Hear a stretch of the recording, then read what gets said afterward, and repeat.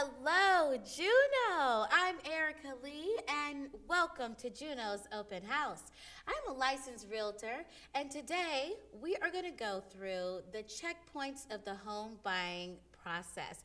Now, if you've been tuning in, you know that I've been doing a series on everything you need to know in purchasing a house. So remember, if you have any questions or you want to dive into a subject in depth, go to some previous episodes. We have experts on there with me to take you step by step in each one of these categories that we're going to go through.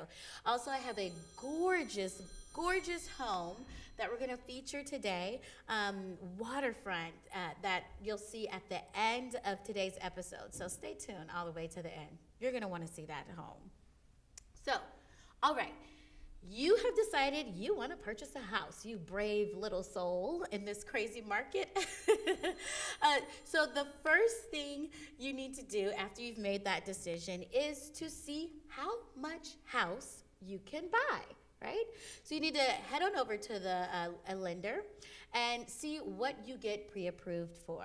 Okay, now first step is shopping for your lender. Please make sure you shop for your lender. They're not all created equally. Most of them have the same programs, but each lender can add on a certain amount of charges as far as points are concerned, as far as interest rates are concerned, when they are looking at your loan. So you want to shop around and see what these different lenders can offer. Now, I know it's a really tedious process to shop for a lender because you're having to provide them with so much paperwork, but it's totally worth it because you're going to have a 30-year loan with this person. You'll be married to this lender for 30 years. So go ahead and put in the work to make the right choice. So you've gone to go see your lender, you feel good about this mortgage company. Your next step is to find your real estate agent. That's a lot of fun. So when you're doing that, you want to make sure, I think it's really important that you trust your realtor because they have the knowledge of everything that's going on from your lender all the way down to your inspector, the appraisal to closing. You really need to be able to trust this person, like they need to feel like a friend. And honestly, I feel like you should be able to have a whole lot of fun with your realtor because you know what? You're going to be spending a lot of time with them for the next couple of months. So, so just to review, you want to make sure you trust your realtor and you make sure that, you can have fun with them too. I think that's a requirement. So next step, after you found your realtor, it's time for you to go shopping, right? That's the really fun part. I like to do that part. Make sure you have realistic goals, okay? Something we like to say is that, it's no good to have champagne taste with a beer budget, right? So, meaning like if you want a home that has 5 bedrooms and 5 bathrooms and 3 acres of land, which is, like $2 million house, maybe not, maybe a $1 million house, but you're only pre-approved for $300,000. Nothing wrong with that. It's okay. It's wonderful to be approved for $300,000, but that's going to get you a 3-bedroom, 1-bathroom home. So you just want to have very realistic expectations of what you can get on your budget. That way, you actually know when you're getting a good deal or when something is overpriced. Now, yes, your realtor is there to help you navigate that, but it's knowledge that you need to have as well as the buyer so that you can appreciate what you're getting at that price, okay? So you're shopping around, looking for the right home, you find your perfect home, and it's time to put in an offer. It's exciting. This is when it's time to check in with your realtor because you want to figure out how to make a competitive offer. That is absolutely imperative in this market because majority of the homes are getting multiple offers, not just one. You're not the only one interested. They're getting at least 2 to choose from, if not 5. The last listing I had about 5 different offers on there. There were more coming in, and they were all really good. It was hard to choose. It's important to have a really competitive offer. There are things that you can do, such as like meeting the seller with their closing date. Okay, sometimes the seller needs to close 2, 3 months later, and you putting the correct closing date on there could win the contract. There are things like waiving the inspection contingency. I don't normally recommend that, but when you're purchasing a condo, it might be okay to do something like that. Nevertheless, you want to check in with your realtor to see the best way you can win that contract and be as competitive as possible. So if you're one of those lucky ducks that actually got a house under contract, and you are lucky if you get to do it, because it's hard to do these days. The first thing you want to do is schedule your inspection. You know, you could shop around for your inspector. There aren't that many in town. You don't have that many choices because they're all busy. But I bet your realtor has a great relationship with an inspector that they normally work with, and they can schedule an inspection for you. That inspector's job is to go in there and just give you a knowledgeable overview of the entire home from the construction side of everything, as well as making sure things are up to code and making sure that the house isn't violating anything that pertains to health and safety. Okay, so you get the inspection done. And now it's time to do negotiations again, right? It's time to negotiate those repairs. You can ask your seller to do repairs, or you can ask for a credit in repairs. And when you're asking for a credit, that means that, you know, the sellers will leave it as is, and you move into the home after you close, of course. Don't move in beforehand, because that could be something else. Okay, so you close on the home, you move into the home, and you complete those repairs with the funds that they have provided for you. There are plenty of ways that can be done. Again, you want to talk to your lender and realtor to figure out the best strategy to receive funds for repairs, because that can be a little tricky. You did your negotiations for inspections. You guys have settled on that. Maybe you got a credit. Maybe the seller has agreed to go ahead and do those repairs. The next step is the bank's coming in and getting involved. They're gonna send in their trusty, dusty appraiser. Now that appraiser is gonna take a look around, and they're gonna make sure there are no health and safety issues. So when you're doing your inspection and you see some health and safety issues that are pointed out by the inspector, it's best to go ahead and get that done, period. Because the appraiser's gonna come through and he's gonna say the exact same thing. Oh my goodness, this isn't up to code. Oh my goodness, where's your carbon monoxide detector? Go ahead and get all those things done, because you don't wanna hold up your process in closing because you didn't put in a carbon monoxide detector, right? Or the seller didn't. So also what the appraiser is doing, he's coming in and he's looking at the property and making sure it's a good investment for the bank. That's really their job. They work for the bank, not for you. They're a plus for you, but they don't work for you. So they're looking around to make sure the house isn't gonna collapse, or there isn't a sinkhole, or, you know, there doesn't need to be a retaining wall so that all this snow doesn't fall down on your house. And they're also making sure that the house is valued where you and the seller have agreed on a price. So let's say you and the seller have agreed on a price. The appraiser's job is, you and the seller have agreed on a price of $100,000, okay? The appraiser's job is to make sure the value of that home, the market value of that home, is actually $100,000 and not $30,000, okay? This house does not exist in Juneau. Don't get too excited. We're just playing with nice, easy numbers, so it's easy to understand. So the appraisers come in. He or she has said, okay, this house is sound. It doesn't need any repairs. Or they could say the house does need repairs, and in that case, the seller will have to perform those repairs, and the appraiser would have to come through to do a reinspection. And let me just tell you, I don't know if I've said this when the appraiser was here. Right now, the part that is holding up transactions is appraisals.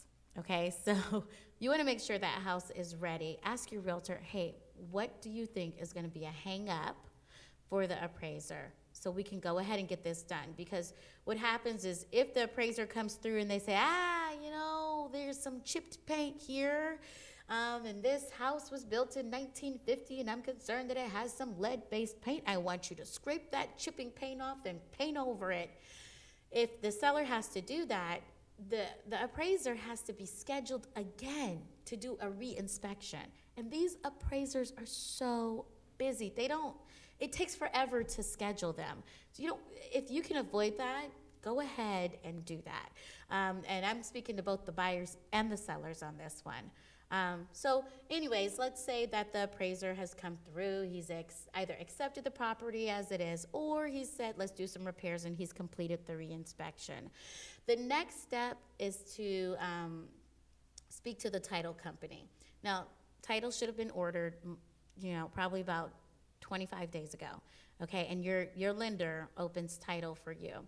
But around this time, you should be getting your title report back from the title company. And hopefully, hopefully, you have clear title on this home, okay? And no one else has rights to this home. Let's say like an old family member that, I don't know, long lost family member that fell off, but still there's documentation saying that they still have rights to own this home. That is when the title report comes into hand. And we want to make sure that they're not there. We also want to make sure that you're aware of any easements on the property, meaning other people who do not own that home have rights to come and use your property, whether it might be a driveway or perhaps it's a deck. I had one property that had a deck on another person's property. It's so strange, but it's downtown. Everything happens downtown. So crazy things happen downtown. So that's where title comes into play. They want to make sure that that home is going to really be yours when you sign for it, okay? So title report has come back. You guys have fixed anything that has issues on the title report, or maybe even liens. And now it is time to get your CD. The CD is the consumer disclosure. When the consumer disclosure is coming out, that means that title is happy, seller is happy, and the bank is happy. The bank and the title company have been balancing numbers. They're sending emails back and forth, and they finally have settled on the correct amount for everything. Now, the consumer disclosure it itemizes every single cost that you are going to pay for this house, from what the title company is going to charge all the way over to what the lender is charging. In addition, if you and the seller have made any agreements that perhaps they're going to contribute, I don't know, $3,000 to closing costs, that also will be on there. Or the oil dip. When you go to closing, you want to get an oil dip done so that the seller could be credited for the amount of oil that's in that oil tank. All that is going to be on that disclosure. It's very important, and you get 3 days to review that document, 3 full days. On the 4th day, if everyone is good, you are cleared to close. Now, I want to give you guys a little piece of advice, because I just heard a really bad horror story about someone who was about to go into closing on Monday, but the lender found out that the buyer quit their job.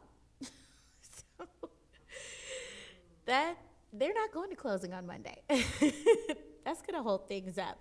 So just a reminder that you must stay employed, because the lender is going to do a verification of employment all the way up until your home is recorded. Recording happens a day after you sign, okay? So you need to keep your job until a day after, let's just say 2 days after you sign, okay? Also, don't go opening any new lines of credit. Don't get a new credit card. You must stay financially still until your home is recorded, okay? So, like I said, the CD has come through. You've gotten the clearance to close. You're still employed. You haven't opened a new credit card account. So you will go into the title company and you'll go ahead and sign. Bring your cash to closing, which is also stated at the bottom of your CD. And then the following day after you have signed and the seller has signed the documents, the following day, the title company records, and you're all done. Congratulations, you have a brand new home. So that is the checklist of purchasing a home. Again, if you have any questions, you can always call me. I am a licensed realtor, and my information is everywhere. I try to make sure my face is postered all over Juneau. But if you do want to give me a call, feel free to do so. My number is 907-713-4032. You can also take a look at some of the past episodes because it's going to have quite a bit of in-depth information for you. And as promised, I have a beautiful property I would like to show you. This one is located not way out the road, but out the road. And it's on Cohen Drive. The address is 19905 Cohen Drive with a gorgeous view of the water. Let's check it out.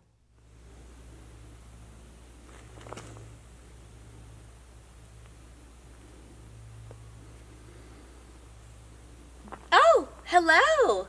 I'm Ericka Lee with Juneau's Open House. I have the rare opportunity to share with you a gorgeous home on Cohen Drive. And yes, I said it, Cohen Drive. In fact, the address is 19905 Cohen Drive. Now, this home is a 4-bedroom, 2.5 bathroom, and that's 3-bedroom, 1.5 bath on top, with a studio apartment on the bottom. So I cannot wait to share this home with you so you can see how you could sip your coffee in the living room and watch the whales bubble feed. Come on, let's go check it out.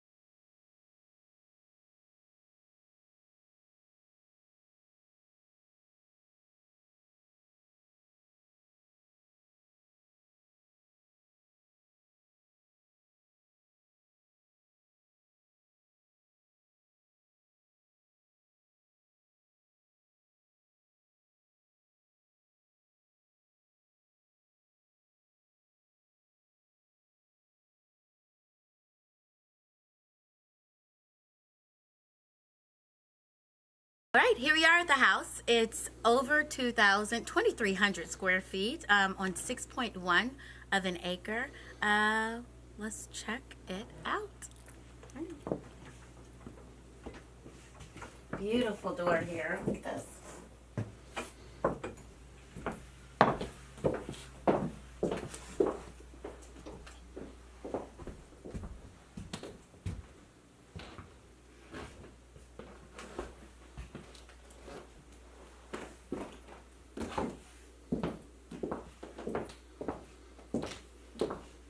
But I'm a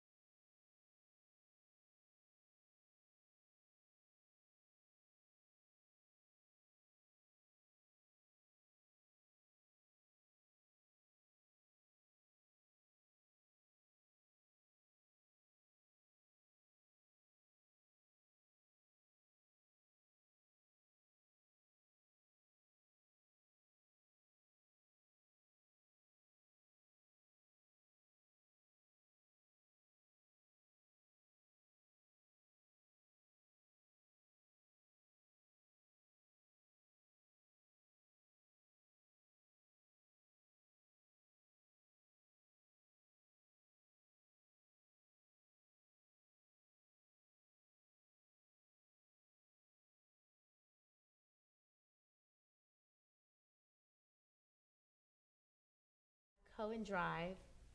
You don't want to miss out on that. Really nice house. Again, it's a 3-bedroom, 1.5 bath on top.